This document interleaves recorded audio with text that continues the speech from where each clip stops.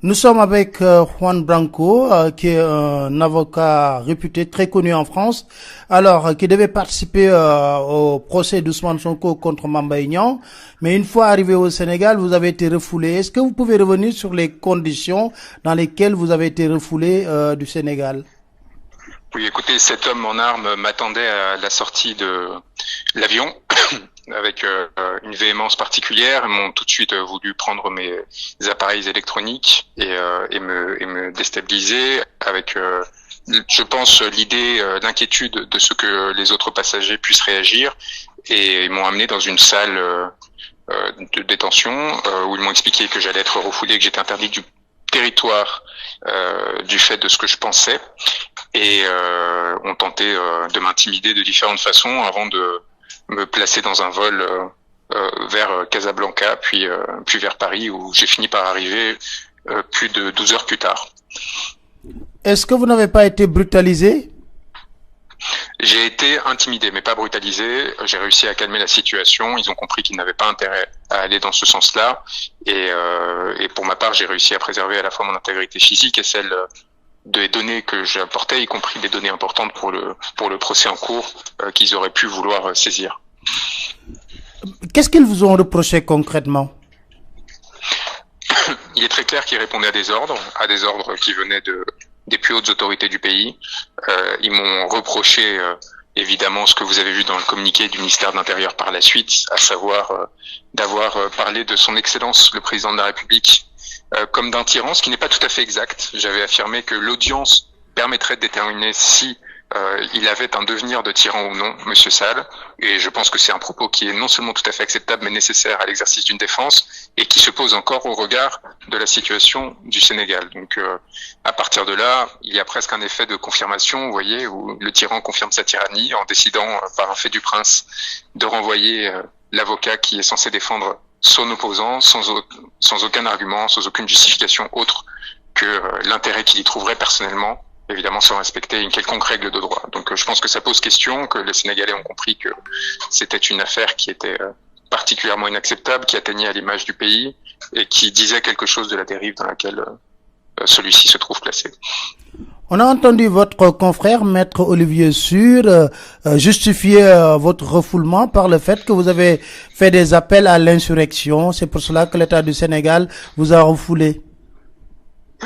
Écoutez, ça m'émeut parce que ça montre la fragilité d'un pouvoir qui a peur des mots d'un avocat, et donc plus généralement du géant au pied d'argile qui est devenu le régime actuel. Je pense que cela se passe de commentaires. À la place de mon confrère, je n'aurais probablement pas plaidé. J'aurais refusé de participer à une pantomime, c'est-à-dire à une cour vidée de son sens, où des avocats de la défense sont évacués de la salle, où un confrère de son barreau n'est pas admis sur le territoire où il était censé intervenir. Et quant au rapport à l'honneur, pardon, que tout cela engendre, je pense que chacun pourra se déterminer. Qu'est-ce qui vous a poussé concrètement à vouloir participer à ce procès d'Ousmane Sonko? Monsieur Sonko m'a sollicité car je pense qu'il avait eu oui dire de ma défense des Gilets jaunes, d'un certain nombre d'activistes panafricanistes de très haut niveau, et de ma lutte et de mon engagement pour la souveraineté des peuples, en l'occurrence mon peuple français, qui est symétrique à sa lutte à lui pour le peuple sénégalais. Et je pense que Monsieur Sonko veut inaugurer une nouvelle ère, notamment dans les relations internationales, où ce sont les peuples qui s'allient et non pas les élites corrompues qui profitent des dix peuples. Et donc dans ces circonstances-là, je pense que on s'est très bien trouvé. J'ai eu l'honneur d'échanger à plusieurs reprises avec lui depuis, et je peux vous assurer que nos perspectives sont parfaitement alignées, qu'il est indigné du traitement qui est fait à ses avocats, et par ricochet évidemment à sa défense, et que c'est lui et mes très chers et honorables confrères qui au Sénégal ont à subir au quotidien ces violences et ces oppressions dont il faut en priorité se préoccuper, parce que à travers eux, c'est le devenir d'un peuple sénégalais qui est aujourd'hui pris en otage, et ces querelles qui pourraient sembler d'élite, en fait, touchent à l'ensemble du peuple sénégalais, y compris ceux qui ne pensent pas, comme Monsieur Sonko, parce que il devrait se préoccuper du désert démocratique que Monsieur Sall est en train de créer. Alors, est-ce qu'on peut s'attendre aujourd'hui à que Juan Branco puisse porter plainte contre l'État du Sénégal? Écoutez, moi, j'attends surtout que l'État du Sénégal se rende compte du ridicule dans lequel ils ont sombré, qu'il fasse marche arrière et qu'il me permette de venir défendre Monsieur Sonko dans les plus brefs délais. J'ai appris que le procureur avait fait appel d'une décision qui avait pourtant été visiblement arrangée, notamment suite à la visite d'émissaires de l'Élysée.